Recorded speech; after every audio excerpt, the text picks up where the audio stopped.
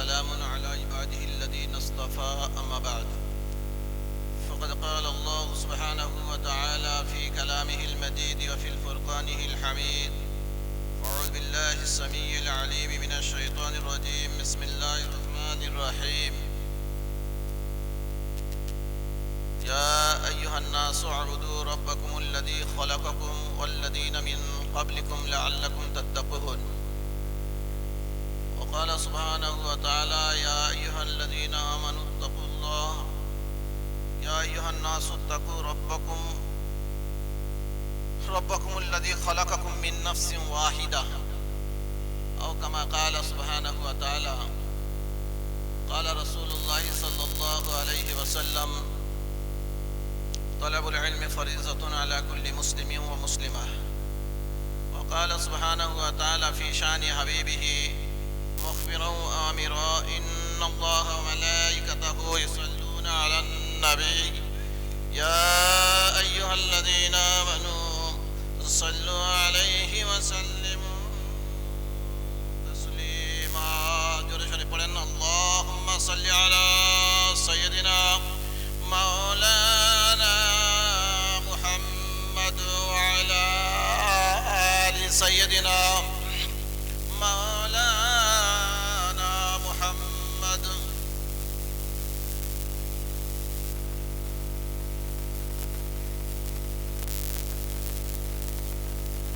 যে কজন বসে আছে যদিও 5-7 মিনিটের জন্য হোক আপনাদের কাছে করজোরে অনুরোধ করি দয়া করে উঠে এসে সদয় হয়ে সামনে বসতে পারবেন কি একটু সুন্নাত জিন্দা করেন নারায়ে তাকবীর দিয়ে একবার নারায়ে তাকবীর নারায়ে তাকবীর মাদ্রাসা তারিফুল ইসলাম জিন্দাবাদ মাদ্রাসা তারিফুল ইসলাম জিন্দাবাদ মাদ্রাসা তারিফুল ইসলাম জিন্দাবাদ নারায়ে তাকবীর নারায়ে তাকবীর ভাই অল্প সময় 5-7 মিনিট সময় আছে আমরা একটু কাছাকাছি আসি তাহলে আশা করি কিছু ফায়দা হবে আমরা মাদ্রাসার জলসায় এসেছি আর যখন কোনো সময় জলসা জুলুস হয় বা কোরআন ও হাদিসের কথা হয় ওয়াজ নসিহত হয় কয়েকটি কথা বলি অল্প কথা বলার সময় নাই তো সেখানে যদি আমরা তার আদব রক্ষা করতে পারি তাহলে কিন্তু কি হবে কবিতার কল্পনায় বলেছেন এই কথা আদব अदब से बनती है जिंदगी जन्नत भी जहन्नम भी और ये खाकी अपनी फितरत से ना नूरी है ना बाअदब बानसीब बेअदब बेनसीब যদি আদব থাকে তাহলে ভাগ্যবান হওয়া যাবে আর যদি বেয়াদব হয় তাহলে ভাগ্য বিগড়ে যাবে क्या कहूं किससे कहूं कुछ तो कहा जाता नहीं दिल मेरा मोम है सदमा सहा जाता नहीं মানে অনেকেই বুঝতে পারছেন কবি বলেছেন क्या कहूं और किससे कहूं কি আমি বলবো আর কাকে বলবো কিছু বলার মতো মন মানসিকতা নাই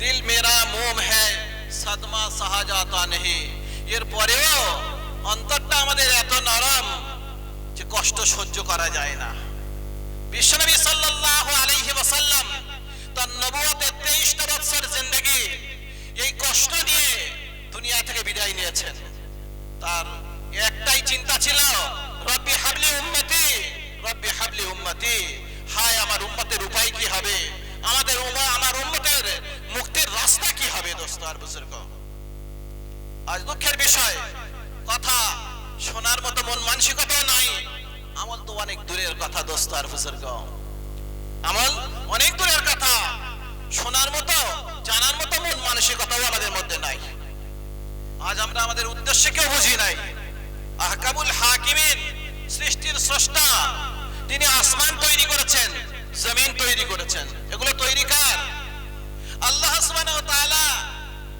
হুজুরের উপরে কোরআন অবতীর্ণ করেছেন হুজুরে পাক সাল্লাল্লাহু আলাইহি সাল্লামকে বলেছেন যে আপনি মক্কার মুশরিকদের বেঈমানদের ইহুদি আর নাসারাদেরকে প্রশ্ন করুন আসমান কে তৈরি করেছে জমিন কে তৈরি করেছে এর মধ্যে যা কিছু আছে এ তৈরি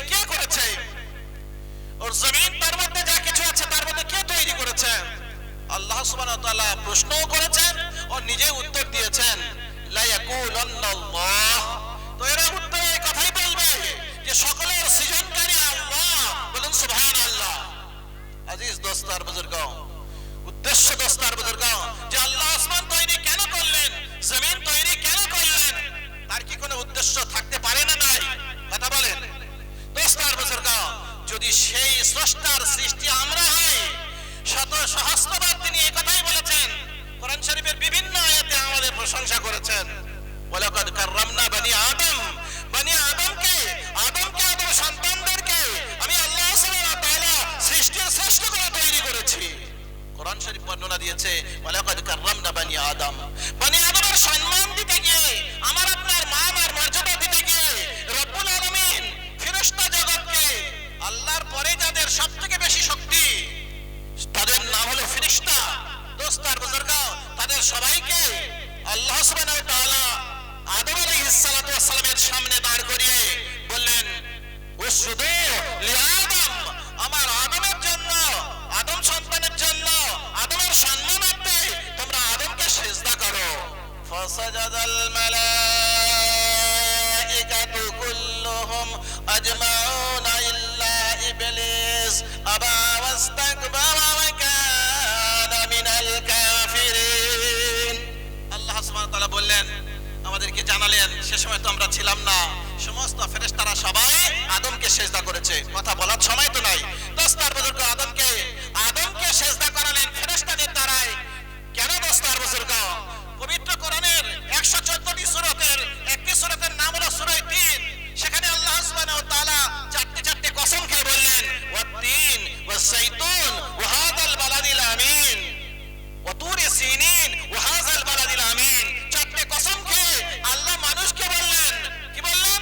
লাকাদ খালাকনাল ইনসানা ফি আহসানি তাকবীম, আমি মানুষকে তৈরি করেছি সমস্ত সৃষ্টির শ্রেষ্ঠ হিসাবে। প্রশ্ন আরো অনেক কথা আছে, বলার সময় নাই। আমি প্রশ্ন করছি দোস্তার বুজুর্গ, যে আল্লাহ সুবহানাহু ওয়া তাআলা এই সকল সৃষ্টির মাঝখানে আদমকে আর আমাদেরকে তৈরি করে পাঠিয়েছেন, তার কি কোনো উদ্দেশ্য আছে না নাই? দোস্তার বুজুর্গ, নিশ্চয়ই তার একটা উদ্দেশ্য আছে। সে উদ্দেশ্যের কথা আমি দুটি আয়াত তেলাওয়াত করেছি। একটা আয়াত বলছি সূরা বাকারার মধ্যে, আল্লাহ সুবহানাহু ওয়া তাআলা কোরআন শরীফের প্রথম সূরা আল হামদ শরীফ, তারপরে সূরাটা হলো সূরা বাকারা। তার মধ্যে আল্লাহ সুবহানাহু ওয়া তাআলা তার উদ্দেশ্য কি বলেছেন? ইয়া আইয়ুহান নাসু উবুদু রাব্বাকুমুল্লাযী খালাকাকুম ওয়াল্লাযীনা মিন ক্বাবলিকুম লাআল্লাকুম তাত্তাকুন। সূরা নিসার মধ্যে আল্লাহ সুবহানাহু ওয়া তাআলা ঠিক অনুরূপভাবে বর্ণনা করেছেন, ইয়া আইয়ুহান নাসু তাকু রাব্বাকুমুল্লাযী খালাকাকুম মিন নাফসিন ওয়াহিদা। আরো আয়াত আছে দোস্তার বুজুর্গ, আল্লাহ সুবহানাহু ওয়া তাআলা আমাদেরকে সকলের শ্রেষ্ঠ বলে তৈরি করেছেন। কেন? কোনো এটা প্রশ্ন থাকা দরকার কি না? এক নম্বর